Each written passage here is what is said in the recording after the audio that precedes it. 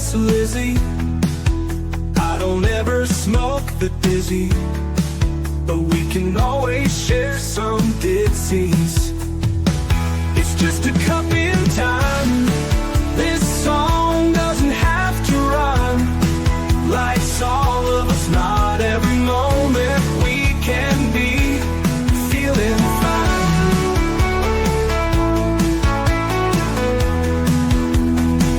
I wanna share a moment, just a second if you will, maybe even a cup of thrill. We could share this performance. It's tea time, come sit with me. Well, welcome guys, Miss Liz in the house, and that's right. And I have the incredible Shelby Perry in the house. We're going to talk about Eyehesive. We're going to talk about an accident that happened and how she created it all. And we're going to talk about her tea. And her tea today is snowboarding injury to global business. Share your story and protect your vision. That is the tea we are serving in the house today. But before we get started, you guys know how Miss Liz rolls. Get over to all those platforms: Facebook, TikTok, LinkedIn, Instagram, Alignable, Lemonade, Clapper, all those good platforms. Give those a like, follow, and subscribe. And if you see the guest on those platforms, give them a follow as well, because that's how we make a difference, by supporting one another.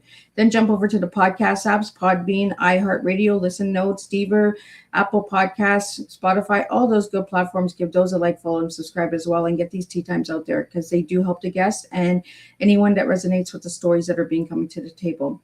Then jump over to babyboomers.org if you're looking to be featured on different podcasts and Miss Liz is not the flavor that you're looking for, or you'd like to see more flavors of similar like Miss Liz. You can jump over to babyboomers.org. Miss Liz has been partnered with them for about 4 years, and they have over 50 different podcasts there that you can pitch your story to as well. So let's get disclaimer and then a beautiful intro, and we're going to get Shelby in here, and we're going to have some fun with you guys today. Disclaimer for Miss Liz's Tea Time live show. Miss Liz's Tea Time is a global platform dedicating to sharing real-life stories, diverse perspectives, and meaningful conversations that inspire awareness, healing, and connection. I'm Miss Liz is going live using StreamYard. Before leaving a comment during the live broadcast, please grant StreamYard permission to display your name at StreamYard.com. Please be advised that all the content brought forward during any Tea Time show is presented in good faith. However, discussions may include opinions, beliefs, and perspectives that do not necessarily represent the views of Miss Liz or the Tea Time platform. Information shared by guests is based on their own experiences and is perceived to be accurate at the given time of airing. All guests, viewers, and participants are responsible for using their own good judgment when considering any action or decision that may relate to these discussions. Some episodes may cover sensitive topics, including but not limited to trauma, abuse, grief, mental health, and other emotionally triggering subjects. Listeners' and viewers' discretion is strongly advised. Tea Time with Miss Liz is an open discussion forum designed to offer insight, inspire awareness, and create connection. It is not a substitute for professional, medical, legal, or therapeutical advice. If you require professional support, please seek assistance from qualified professionals or trusted resources in your area. If you have any questions regarding this disclaimer or the content of this discussion, you are welcome to contact me, aka Miss Liz, directly at bookingmissliz@gmail.com, or check out my link tree at Miss Liz's Tea Time. By choosing to participate in, comment on, or view these live shows, you acknowledge and accept this disclaimer. Your participation is entirely voluntary, and I, Miss Liz, welcomes you to join the conversation with an open heart. And if at any time you feel this platform is not right for you, I respect your wishes and decision and welcome you back whenever you're ready. Tea Time with Miss Liz is serving truth and awareness one cup at a time.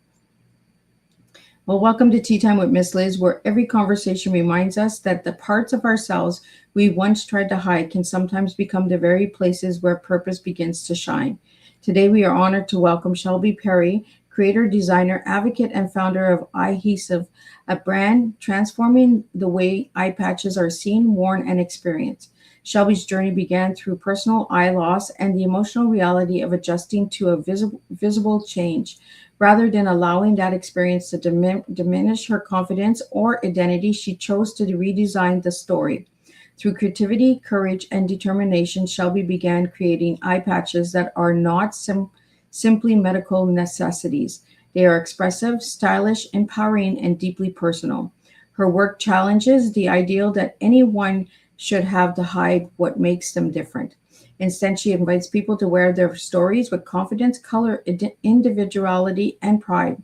Today, we'll explore Shelby's personal journey through the eye loss, the inspiration behind Eyehesive, turning a medical need into creative expression, identity, confidence, and visual differences. designing products that help people feel seen, becoming an example of courage for others.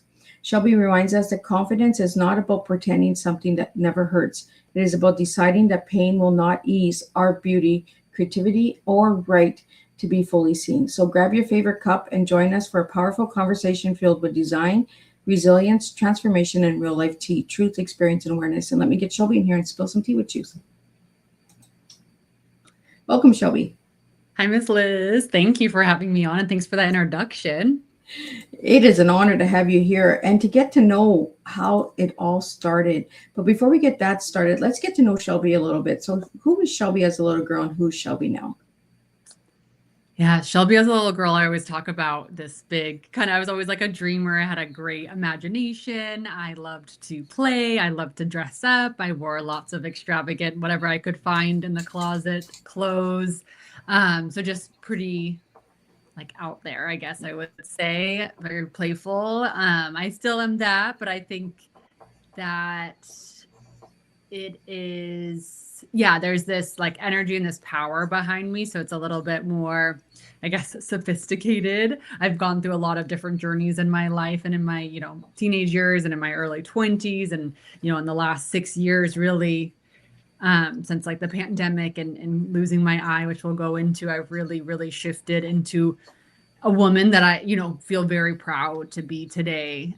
And that wasn't always the case, like in my younger years, I had, a lot of self-conscious, things come up and just like low self-esteem. And in my 20s, I, struggled behind the scenes, but now I feel like I've really, really stepped up and I'm, every day just grateful to be here and doing the work that I am and who I am as an individual. Well, we have some questions that are coming in and it popped up on the screen. I'm not sure what's happening. Somebody's pushing a button or something, but it says, we're so glad you're here. What part of today's topic are you most looking forward to? I think she's asking all the other listeners that are tuning in, but what are you looking forward to today with this conversation with my listeners? Yeah, I love to, get my story out there only to, inspire people to share their own story because it's been so healing for me. Also to bring awareness to how my injury happened. And then also like I have built this entire community. And so anytime I can, get in front of an audience, a new audience and share that we exist, because I think there's so many people out there that have one eye or that need to wear eye patches and have no idea that we exist, this whole community exists. And so the number one thing is like just reaching those so that they don't feel alone. Because I get messages almost every single day, email or Instagram messages that are like, I had no idea y'all exist. Just like seeing you makes me feel less alone or so much better about my story. And so just hoping to reach more people and to inspire people with my story today. Well, Shelby, you just mentioned the one eye community, and that's what I love getting out on Tea Time is the communities that people don't know exist, right? And by having stories like yours on Tea Time, we can open up those communities and open up doors for people seeking to find their own community and to feel seen as well, right? Yes, totally. Oh, we got some little wormholes going on, Shelby. If you just keep talking, we can the audio will pick us up. It might be just StreamYard, some glitches going on. Technology. But Shelby, let's get into the story. Can you take us back? Ray, can you take us back to the snowboarding accident that changed your life? Yeah, so it was, right off the tail end of the pandemic. It was February of 2021. Things were just opening up. I had actually moved from Salt Lake City, Utah, which is where I'm from. And thank you.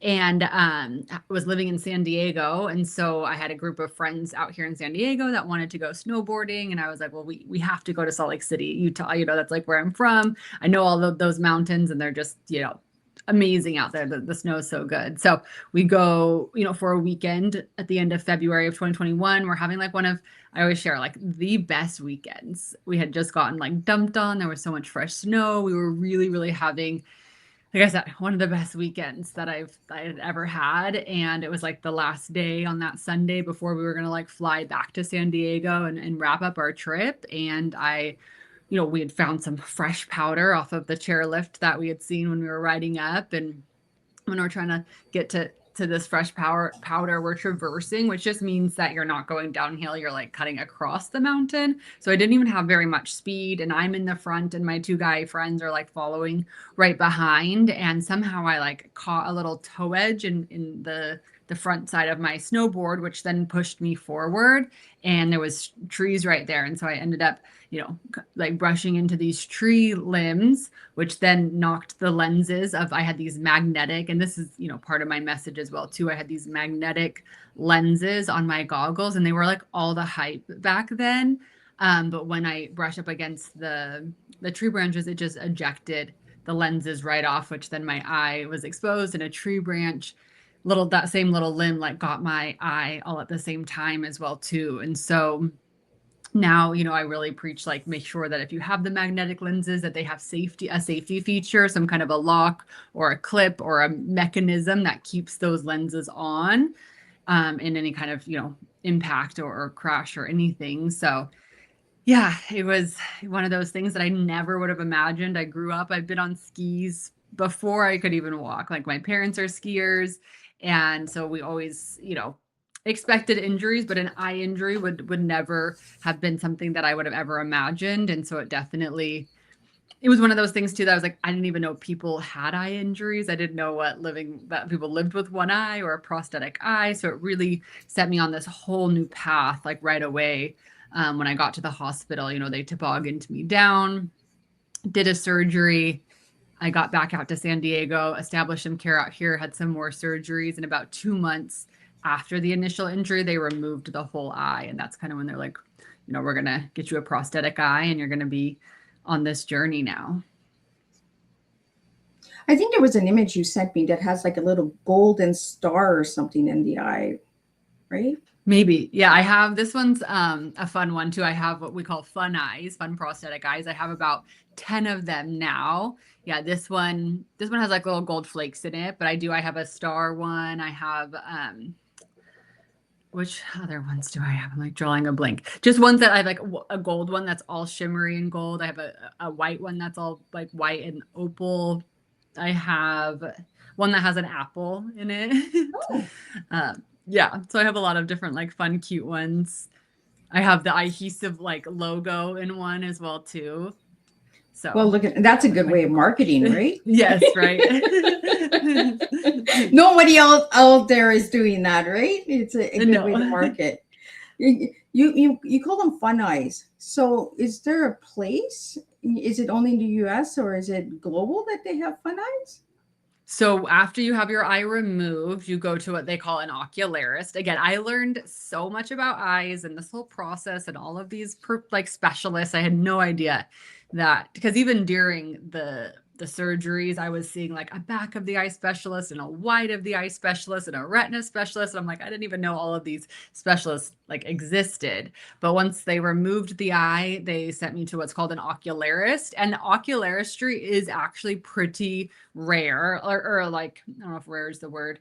There's only like 250 of them in the whole United States and in Canada. So it's a very like, there's no school for it. It's generational usually because you're apprentice. So like a lot of times it's like the son of the father of the grandpa. So they have these like ocularistry businesses, and then they do a lot of apprenticeships, or like, you know, you have to apprentice to do it, but a lot of it's generational as well too. And so what they've always done though, like up until the last, I would say 6 years, really since I've lost my eye, has always been to make a natural looking eye. So one that would match my exact eye. So people, you know, this whole time and growing up or however they've had it, have always like had just the option of a natural one, which I do have a natural one.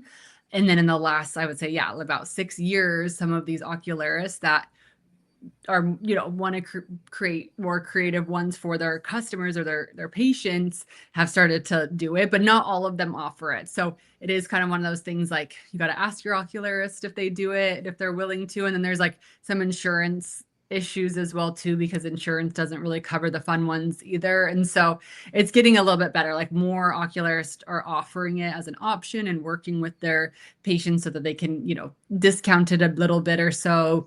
So it's more affordable. I have, because of the work I do in Eyehesive, I have a really good relationship with my oculars. She's in Portland, and we actually have a nonprofit. I'm just on the board of it. My friend Rachel owns the nonprofit. She has one eye. It's called the Fun Eye Fund, and we raise money to help people get fun prosthetic eyes. So with all the work that I do, she has a mold of my eye as well too. And once they have that mold of the eye, because each eye is meant to fit each person, like you can't you can't share them. It's like molded to my specific eye.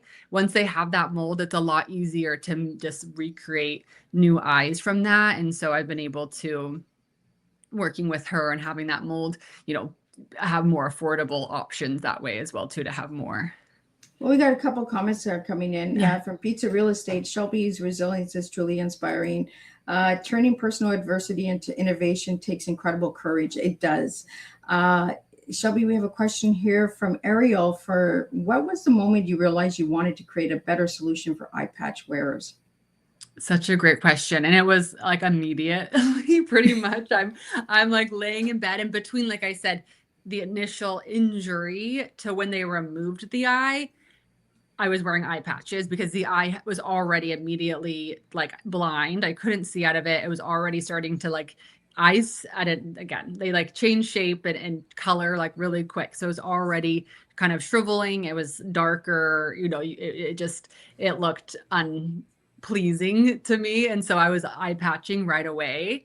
And I remember thinking, like, on the market, I was like trying to find these eye patches, and all they really had were like really big, like kind of medical ones that I even had to tape on, or the adhesive ones that I liked the most because you could just stick it on and go, were really kid friendly. So they had like unicorns and rainbows and princesses, which I was like, okay, I can rock this. But I was just thinking about, if I had, at that time, I wasn't, going into like a professional meeting or, doing anything like that. But if I had to, I'm like, I want an option that feels sleek and, more professional. Or I was thinking about like teen boys or just adult men, and there just wasn't any options other than these really kind of florally cute girly ones and like dinosaurs, for little boys.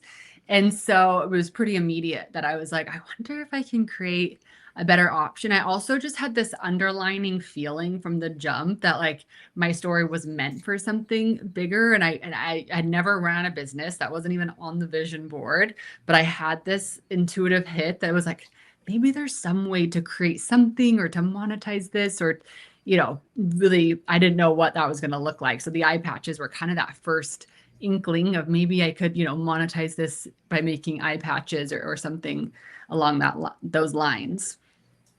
Well, we have a question here from Joe Soul Show. How long did it take to develop the first Eyehesive product? This is also another great question, which I love talking about this now on social media, because it took me 4 years from really that beginning. Because again, like I shared, I had zero experience in manufacturing and sourcing a product, in business, like all of the things I was like learning from the ground up. And so there was obviously just a lot of learning curves. And there was like moments where I felt like delayed on the position because I'd kind of get like, okay, what do I do next? And like trying to figure it out. And this was also before ChatGPT or AI too. So, like 6 years ago, you really had to like try to figure things out. And then, but I love sharing that story because at any point, like if I had quit or given up or thrown in the towel, like, we wouldn't be here. And in the grand scheme of things, I know we always want things to be quicker and come faster and we want them now. But I'm like, but 4 years to me, I'm like, that seems like nothing now that the product's on the market and now we're scaling it. And so I just always like that reminder that these things do take time, and it's okay if they're taking time, and to really just, if you're passionate about it, then X amount of years doesn't really matter in the grand scheme of the bigger picture.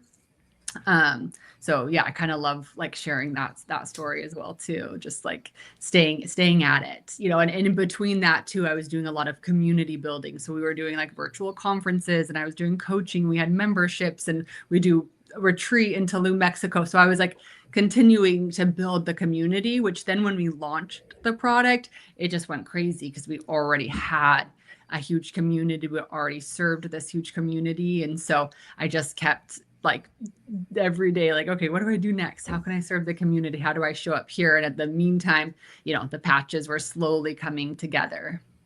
Absolutely. And you mentioned the retreats and the conferences and all that. We're going to get into that in just a little bit. I just want to get this question out from Golf Tips. It's, what does the phrase turning adversity into purpose mean to you? So, it's interesting because adversity has never been a word that I have ever had to use. I'm grew up in America, I'm white, middle class, so I've never had to use the word adversity. And then to go through something where, okay, I lose an eye and now I have a little bit different of appearance. Now I have a little bit different of abilities. I'm still fully capable of doing everything, but the abilities do change. There is this little bit of adversity. So it has been an interesting transition for me. But at the end of the day, what it really means is taking that difference, taking the eye loss, taking whatever makes you different, whatever kind of adds that challenge or that struggle or what other people don't normally have to go through, and then turning it into your purpose, turning it into a why. And it doesn't have to be, so I do a lot of this work with my clients as well too, when they lose an eye and we're kind of going through the whole process. I have a 3-part process, and the last part is creating your why, creating your purpose, your meaning, because that changed everything for me in the trajectory of my healing and in my journey. But your why, it doesn't have to be building a business, it doesn't have to be helping all of these people, but your why could simply be, I have clients that are actually, I'm at home more. I switched my work schedule and I'm at home more with my kids, or I'm having deeper conversations or more meaningful conversations with the people that I love. So being able to pull out that little purpose from your story, that little purpose from, the adversity, the thing that you're going through, it's kind of okay, what is this teaching me? Can I pull out one little thing or a big thing and create some kind of meaning or my own why? And that just, I think, makes the journey so much better. Well, adversity stories, when they happen to us, right? We look at our lives differently. We look at and we have to have that support system where they kind of pull it out of us, right? How do you see your life now? Where do you want to see your life going now? And like you said, simple things like just spending more time at home, having those deep conversations that maybe you avoided for many, many years and you're not having them. But then that challenge and that struggle came along, that obstacle came along, and it opened your eyes to having those conversations with your children or your loved ones and that as well. So how did your family react to your eye loss? I completely agree with everything you just said. My family, obviously they were really traumatized. My friends, everybody was pretty traumatized at the moment, because we really didn't know what that my future meant. No one had gone through this. We also didn't know if there was brain damage, right away and stuff like that as well too. So it was just kind of one of those moments where it was really scary. But as soon as we had more information, we realized okay, she's going to live. She's going to be okay. It's just her eye, and there's solutions to move forward. I think they still were just, they've always just kind of watched me in a sense, in a way. And I think they're now I can tell, because my mom will come to some of the community things, or she's been to the conferences that I've hosted. And I think she's just really wow, blown away that, again, I've turned it into something, or I'm helping people. And she just loves to hear the stories and kind of follow along as well too. And so I think we show people how, no one treats me any different. No one, looks at me any differently. And I think I've just always shown them, the way and how I want to keep living my life. And they've just always respected that, and they supported it, and they keep supporting it, so they've just been on board with everything, and as helpful as can be. Well, that's good. You have a good support system, because sometimes when accidents happen, family kind of pulls away, right? Or they don't know how to react, or they're scared to say, are you okay? The conversations are different. So I'm really happy that you have that support system. We have another question that came in from Rochelle, and it's, what has been the most rewarding feedback you've received from someone using Eyehesive? I think it's always, and we get this often. So it's really powerful, but it's this confidence piece. It's like they put on the eye patch and they're like, I finally feel like I can walk out the door, or I don't need to hide behind my sunglasses. Or, we've had straight up messages that are like, I bought these and I haven't felt this confident in a long time. And so I think anything that makes someone feel that like themselves, I've gotten that message too. Like, I feel like myself again. I feel more confident. I feel like I can leave the house, is just like the most powerful feedback, because at the end of the day, it's just like, part of this too is that community, and knowing that you're not alone, but then having a product that aids in people's lives in a way. I'm still blown away. Sometimes I'm like, it's just an eye patch. You wouldn't think it'd make that much of a difference or that big of a deal in people's lives, but it really does, to have that comfortable, well-fitting eye patch that they can confidently walk out of their house and live their life still. Well, it's the simple things, right? Sometimes we overlook how much of a difference we actually make with our own stories and our own journeys. And that's why I love having stories like this on Tea Time, because you just never know who's listening and saying, you know what? Thank you for this tea time. Thank you for this story, because now it shows me that I can continue on. I can find the hope. How has losing your eye changed your perspective and confidence and resilience in life? Yeah, it's interesting because you kind of mentioned that earlier, the perspective, like when you go through something. Yeah, I had an instant perspective change. I remember laying in bed healing, because I was, the beginning, you're doing a lot of healing in my brain and body, and everything's trying to heal this damaged eye. I have no energy. I don't feel like myself. I'm uncertain about the future. I'm napping all the time, and I'm not a napper. I'm not like on the go or as independent as I like was before, so I have this free time, or this downtime where I'm like laying in bed, and it really forced me to like ask some powerful questions of like, okay, who do you want to be, Shelby? Like, what does this mean for you? What are you going to make it mean? Who do you want to be on the other side of this? And so immediately it started to like change kind of my perspective and how I saw myself, and what I was in control of and what I wasn't in control of. So it's like, I knew I wasn't in control of what was going to happen to my eye, but I was in control of if I was going to rise or not, or what I was going to do with it after. And then I think, the things that kind of goes hand in hand, like that, the building of the business has taught me so much, and it's given me so much confidence, because it's like, yeah, showing up and speaking and being on social media and selling something and leading people, like that's given me as much or even more perspective changes or confidence building than like losing an eye has, but they kind of went hand in hand for me. Can you tell us about a little bit about the business world? What really surprised you when you got into the business field of the Eyehesive? Well, when I first started, I was just like, I didn't, obviously know what I was doing or where it was going to go, but I actually started blogging. That I was like, people blog and, make income, and maybe I can turn this into like a whole blog. So I was sharing my own personal story, and then I was sharing other people's stories, like via blog. And I've shared over, like 100 stories in our blog of people all over the world that have lost an eye. A lot of them are injury related, but we have people that have, had eye cancer or tumors or other genetic conditions. And so I'm blogging for a while. And then I realized that there was like a thing called the coaching industry. I'd never heard of the coaching industry. I didn't know it was a thing. And I kind of fell into that. And so that was interesting, just because it was something that I had never known of, but I really liked that. But I realized with our adhesive eye patches, I love like e-com and having like a physical product to ship out that way as well too. So I think like business in general is just like following your heart. I never like thought it would be like that. You always think that business is so numbers and like logic and this and that, and you do this, and it is that, like that's super important.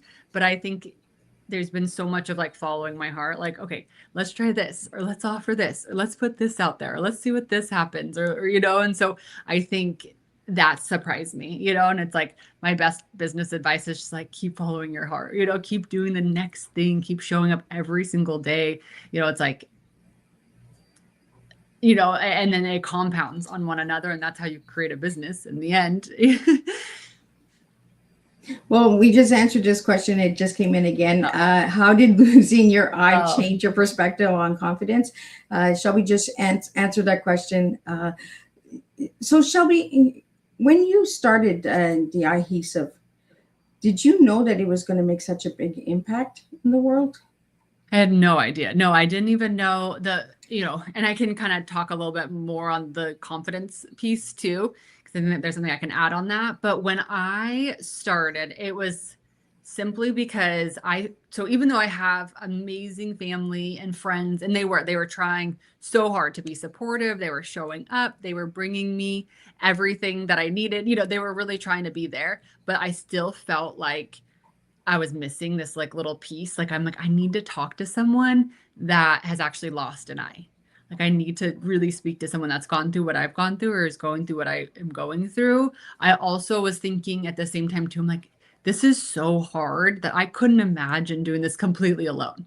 So it's like, what if there's someone out there that like doesn't have the family or the friends that I do, and they're going through something like this right now?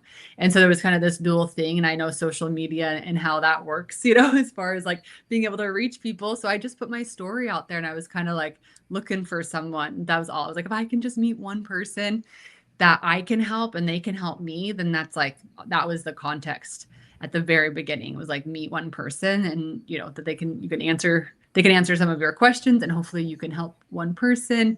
And it just, again, like I was sharing, the showing up, the following the heart. I kept getting ideas. I kept being like, "Ooh, I wonder if I should blog. Ooh, I should share content like this. Oh, I should host a retreat like this, or I should host a conference like that." And so it's just like following my heart, and that's really how it's created such a big impact that I would never imagine it. I honestly, I expected to find like 5 people that had one eye, but there's like so many people out there, and we're even like expanding more within the eye patches, because now I'm realizing and having conversations with people that have had like Bell's palsy or a stroke. So they haven't necessarily lost their eye, but they still need eye patches because they're unable to blink. So it's like, okay, now we're even kind of expanding the community and people that could use this product or support, that are just outside of, the one-eyed community as well too.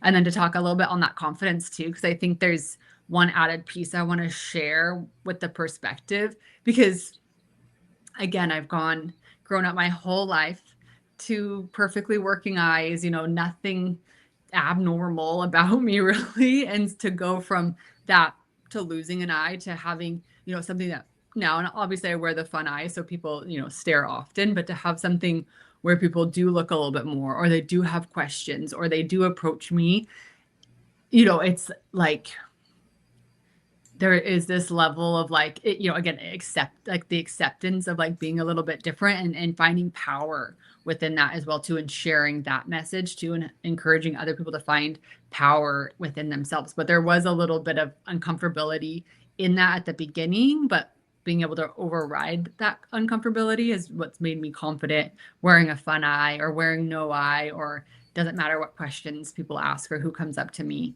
And so it's taken like the last 5 years to get to this spot, but Well, what I'm enjoying about this conversation is you're bringing up a lot of awareness for eye cancer, eye tumors, eye injuries, strokes, Bell palsy. My eye hangs because I'm losing my eyesight. So on the Eyehesive, is there any medication on there, or is it just a patch? it's just a patch. It's just what we call an adhesive. So essentially a Band-Aid, and Okay. even has the little like, thing in the middle on the other side, and then it's adhesive. But what makes ours, perhaps, sorry. I think I should have grabbed one. What makes ours different is they're just like smaller, I guess. And so they fit, it's designed, because the thing I got from people, because it was so big, they're like, I don't Okay. want it covering half of my face. And so we created ours that they fit perfectly underneath the eyebrow and kind of around. So it's still, covers the eye area for anybody, but they can still wear their glasses. Sorry. Or it just feels like it's not taking up half of their face. And so, but you can, and they're like, we call them high performance. So they're made to withhold, working out or going to the gym and sweating or doing hot yoga, or just kind of living this like active on the go lifestyle. Or of course, if you're laying in bed healing, they're going to work great too. I also noticed on your website that you have the Eyehesive formula. What is that? So for the the supplement, yeah, so that is a little bit different. We just launched that like literally this weekend. And so over the last 5 years, starting a business, being what I would call probably a content creator, because I'm on social media a lot, I'm on my computers a lot, do tons of Zoom calls, I do tons of things like this. I started to notice, because of having one eye, that my eye was more red, more strained, more like screen fatigued, that I had never experienced before. And then I started asking like the community, and they all felt the same way. And they also, like, our number one fear after you lose one eye is like maintaining the integrity and the health of your other eye, because it's like, Yeah. it's all we got left, you know? And so I just really started to think, and then I started to ask people with two eyes what they thought about their eyes, and like how worried they were and how they felt. So I've been doing kind of this behind the scenes like research on just eye care, eye supplements. And I started to also realize, I'm like, there is everything but for skin, hair, nails, gut health, probiotics, you know, prenatals, like everything under the moon when it comes to supplements. And they have eye supplements, but they're just not talked about or like branded or represented. And so I really, my like future of Eyehesive is to continue to scale these adhesive eye patches,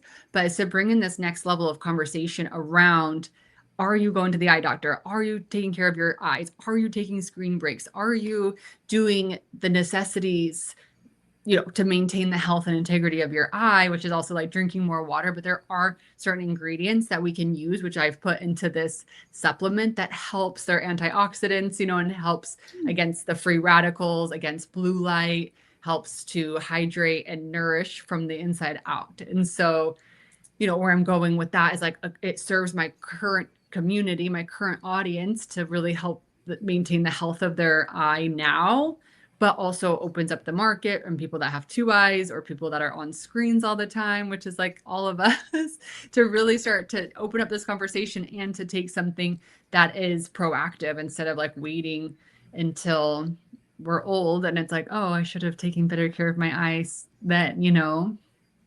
Well, I'm glad that I did my homework and that they were just launched. So, see, for my listeners out there, Miss Liz is always doing homework. So,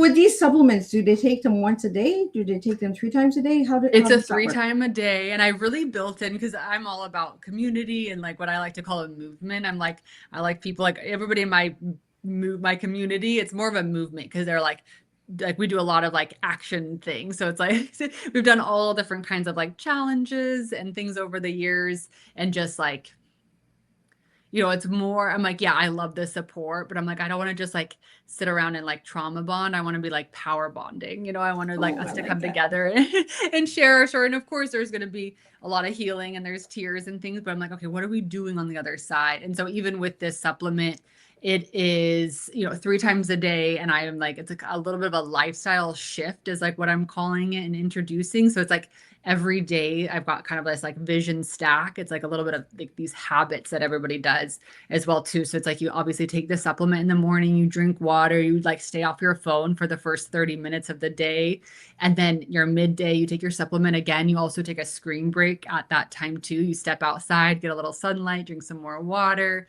And then at the end of the day, again, you take your supplement, you drink some more water, you're off of your phone for the last 30 minutes of the day. So I've kind of weaved in this little bit of a lifestyle shift of just that next level, because you're going to get results from the supplement no matter what. But I'm like, why don't we have better, you know, and it's not about, I'm like all about screens and AI and technology, and it's not going anywhere.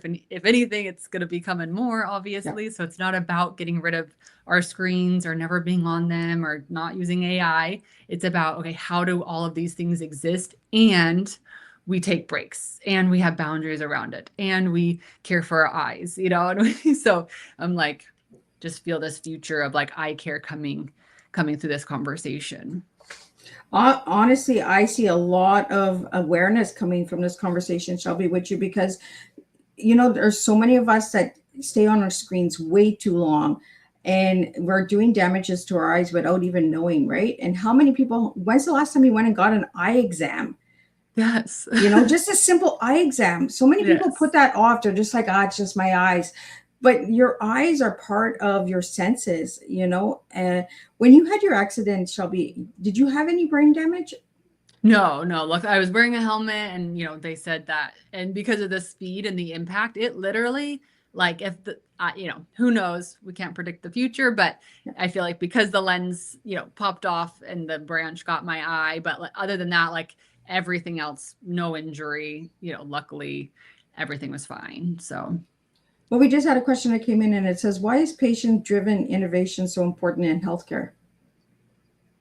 Say that one more time. Sorry. Why is patient-driven innovation so important in healthcare? Oh, well, because I feel like this is we were having this conversation recently that there is just like almost, and even with this the eye topic that we're talking about right now, it's like everyone that I've talked about, I'm like, do your eyes feel tired by 2 p.m.? Like, actually about these like symptoms and like the redness, the dryness, the irritation, and everyone just like, yeah, but that's normal, right? But I'm like, does it have to be normal? So it's like, is that how our eyes are supposed to feel? Like, we know being on our screens as much as we are, like we blink like 60% less than what we're supposed to. And so, yeah. And, so it's like we just accept some of these things as normal, or even with the eye patches, I feel like we were just like, okay, here's the options. And everyone's like, okay, this is what the options are. So I feel like in healthcare in general, I'm sure, I'm obviously kind of in my lane of eye health right now and these adhesive eye patches, but I have had friends that have like fibromyalgia. I've just heard a lot of different stories and dealing with healthcare. And it feels like majority of the time we're just sometimes like given options and we're just like, oh, that's the options. And so it's up to us, people that experience things like this, to be the innovators, I think, or the trailblazers in that way, and to bring a new topic or to be questioned, like, is that normal? Is that the only way? Can we do something better? Even with the snowboarding goggles, I'm like, why aren't there safety features on this? And it's like, sometimes we just don't think about it until it's too late. I understand that too, but like, when we do discover something, it's like up to us. Like right now, I'm like, for me to go and share, make sure that your ski goggles have like safety features, And so I think it's just so important that if you have a story, like we've been talking, to share that message, to bring awareness to it, to be the one, whether you create something new or not, but to put it out there, and maybe someone else can even create something new, and not just always accept things for what they are. Right? Question it. Yeah. Question it and create and get creative. You mentioned safety features. Some of the things that are being made for snowboarding and skiing, and that they're just designed to look pretty, but they don't have the safety features on them. So have you had those discussions with some of the manufacturers of ski goggles and stuff like that? So, the only thing I've really done in that lane is like talk about my story on social media. And I've had some, virality within that, when I've talked about it. So I know that, hopefully it's reaching at least the consumers, I'm like, from a consumer to consumer. And that's, all things as consumers, because we're just sold things and given things. And you're right. A lot of times it just looks fancy. And I think that consumers need to be aware of that as well too, and just us when we're buying things in general, and the safety. I haven't like gone to done anything within the manufacturing. I have thought about it though, like that is on my list at one point, like, ooh, should I create my own ski goggles that are like 100% like resistant, impact resistant? So it's definitely an option. It's on there. It's like an interest that I have, or just like bringing that to more of the manufacturers. I know that they've like made some significant progress, but I think it just, as a consumer, just being aware of what you're purchasing as well too. Absolutely, right? Don't just buy because it looks pretty. Yeah. Do your homework and do your research. This is why I like getting educational awareness out there through conversations and stories like yours, Shelby, because there's so much conversation that we could be having that we're not having. Yeah. And by having this conversation right now in front of all of these people that are listening, we're opening that conversation in their homes and in their communities now about eye care. They're going to leave this tea time and they're going to say, what? When's the last time we had our eyes checked? I hope so. Yes. Do you think we should get the kids' eyes checked? Like they complain that their eyes are itchy. Is there a reason behind the itchiness behind the eyes and that? When you mentioned eye cancer, I was unaware of eye cancers. So when you did your research and all that, Shelby, were you surprised by some of the research you found? Yeah, so there's actually like two kinds of eye cancers. And again, never heard of these, but there's one called retinoblastoma, and this is huge to have awareness on this. And the retinoblastoma only develops in children. It's usually developed between the ages of like 18 months or 2 years. So when they're little.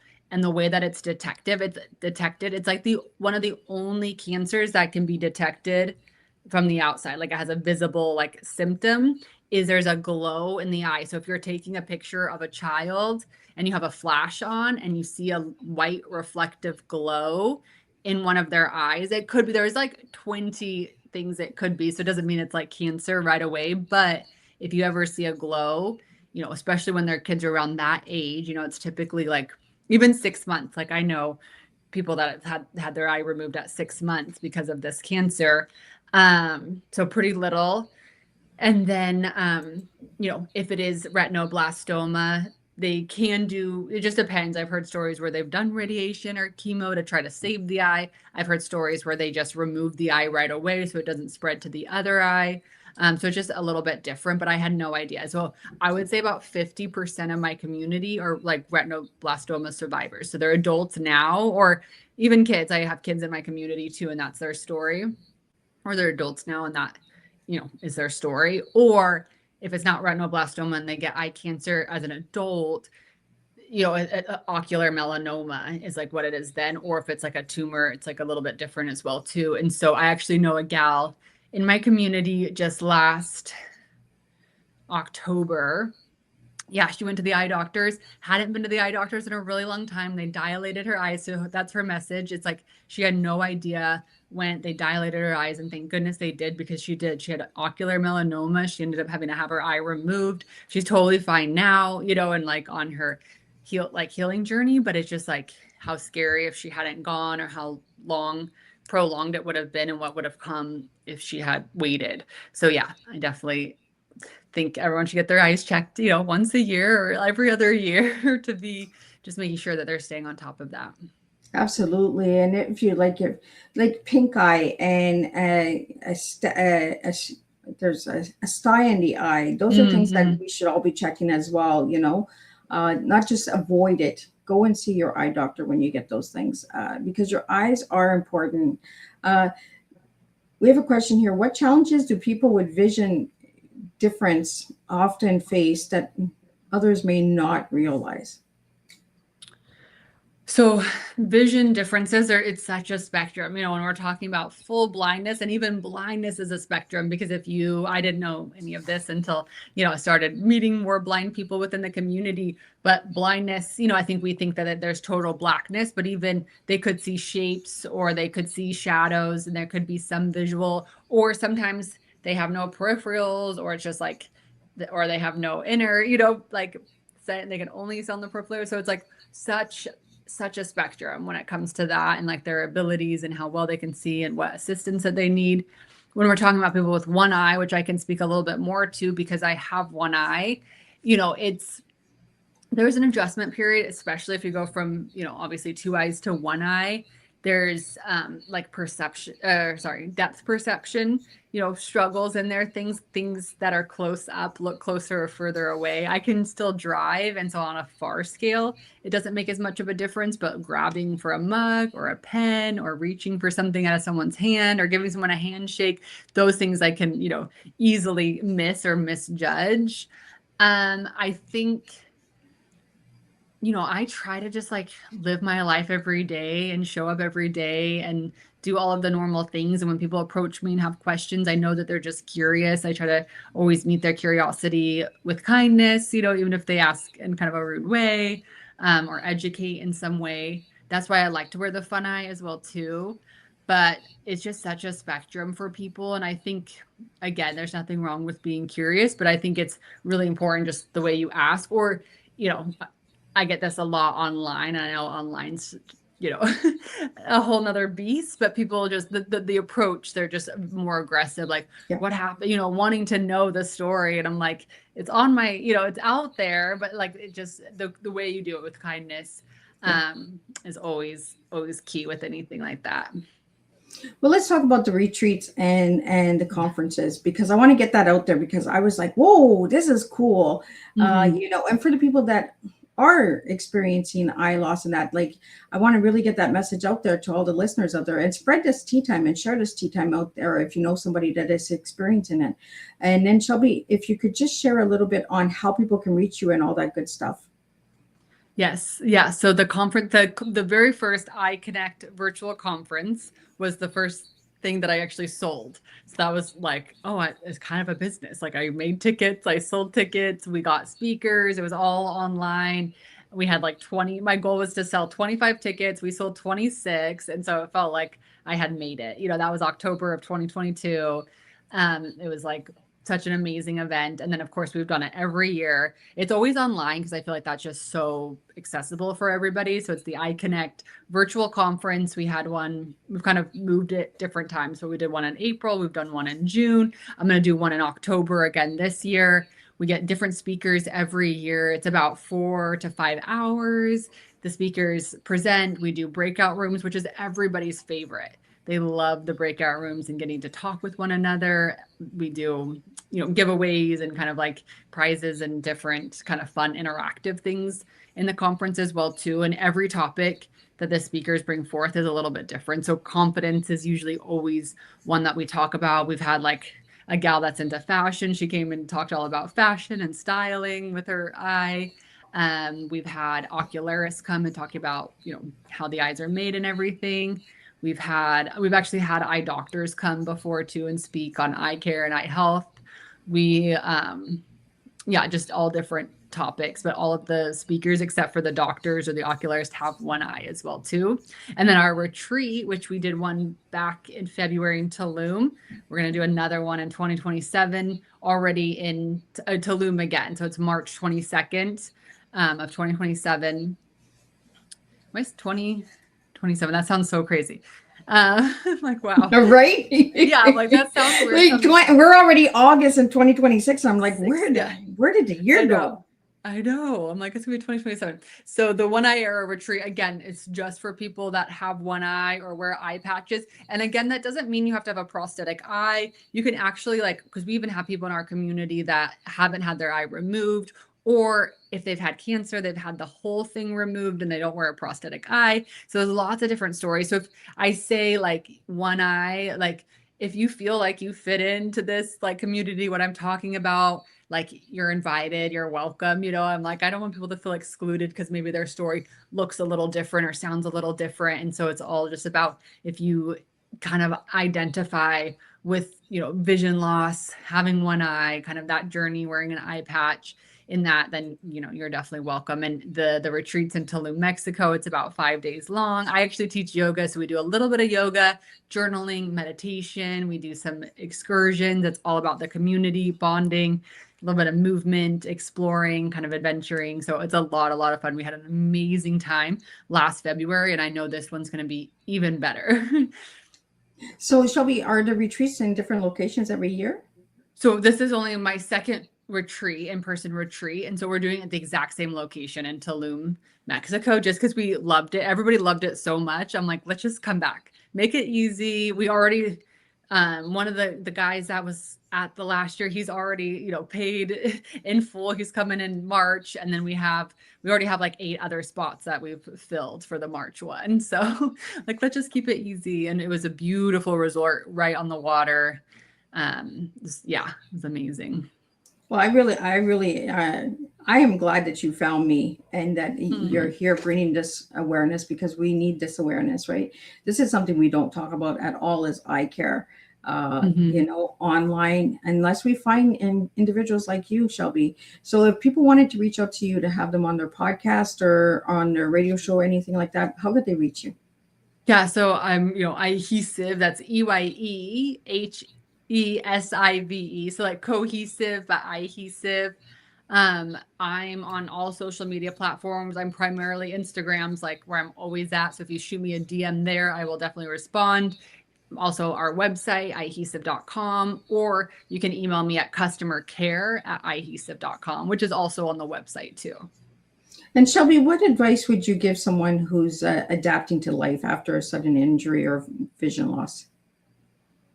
I would the thing I love to share is just like the asking for help. It's so hard, I think, when we're going through those times to ask for help or to receive help from people that are offering it. So definitely ask for help, even if it feels uncomfortable or it feels weird. Receive help when people are there offering to help you, because I know how easy it is to like, no, I got it. Really let people help you in those times. It makes such a difference. It also, I just think, sets you up better in the future if you just allow that help, and people want to help as well too.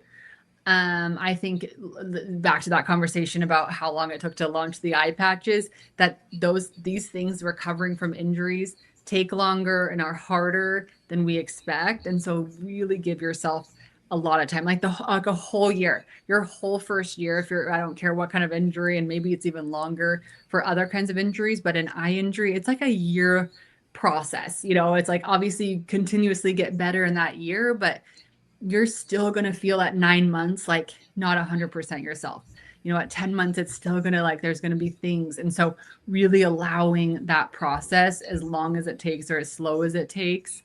Ask for help, get involved with a community, share your story, and then try to create your own why, because that really is like a big turning point.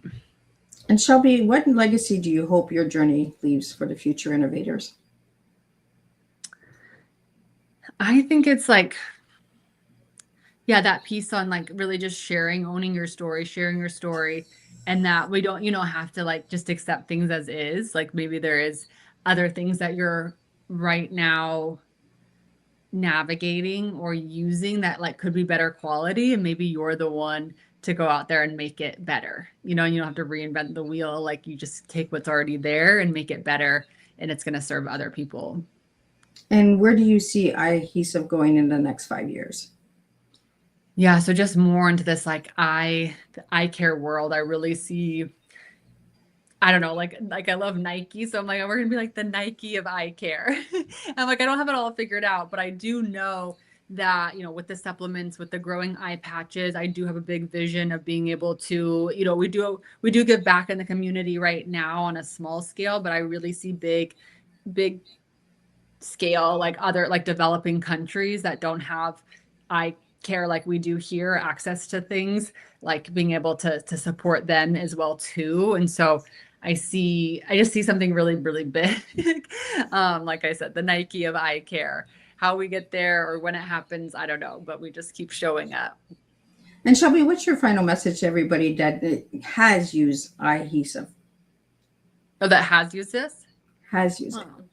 Well, I feel like I know like every customer, even though I don't, because they're always coming in, but it just feels very special to me since it's like such a personal product. But I'm always so grateful for anyone that tries Eyehesive, that believes in our message, our brand, that's committed in our community. Anytime, likes, shares, comments, messages, that go such a long way. And I just am eternally grateful. Everyone thanks me, but I'm like, I wouldn't be here without you. So I thank you. And what message would you give to somebody who hasn't used it? Gotta give us a try. Yeah, if you use an eye patch for any reason, whether you've had an eye removed or you're going through eye surgery, you have Bell's palsy, you have some sort of condition that maybe you can't blink, or you're eye patching or feel like, an adhesive eye patch would be a solution for you, whether you use other ones on the market or you're trying them out for the first time, I would love for you to try Eyehesive and give us a try and let us know what you think. I really want to thank you for joining me and bringing all this awareness, because you brought a lot of good awareness to the table today. So thank you so much, Shelby. Thank you for sharing your story so openly as well with my listeners out there. I'm just going to do a quick recap of what today's tea time was, and we'll be back at 7 and we'll do it all over again, guys. What a powerful and creative and deeply empowering conversation we have shared today. Shelby, thank you for bringing your honesty, courage, vision, and beautiful sense of individuality to the tea time table. Today's conversation reminded us that visible differences can affect far more than appearance. They can influence identity, confidence, self-worth, and the way we believe the world sees us. Through your journey and the creative of Eyehesive, you have shown us that something born from personal loss can grow into a movement of expression, confidence, and hope for others. You did not simply create an eye patch. You created choice, you created beauty. You created a way for people to reclaim part of their identity and to wear their differences without apology. One of the one of today's greatest takeaways is this: empowerment begins when we stop asking permission to be seen exactly as we are. Shelby, your work reminds us that design can do more than decorate. It can restore dignity, it can spark conversation, it can help someone look into the mirror and see possibility instead of limitations. As we close today's tea time, I'd like to leave everyone with this thought: what part of yourself have you been taught to hide that may actually hold the power to inspire someone else? Sometimes confidence does not arrive before we take the first brave step. Sometimes confidence is created because we took it. Shelby, thank you for transforming your experience into something that helps others, feels bold, beautiful, creative, and understood. Until next time, continue designing with purpose, continue wearing courage proudly, and continue serving real life tea, truth, experience, and awareness, one powerful expression at a time. And Miss Liz's takeaway today is: what changes our appearance does not erase our identity. When courage meets creativity, even sometimes once connected to loss, can become a symbol of confidence, beauty, and empowerment for millions. I'll see everybody at 7, and we'll do it all over again.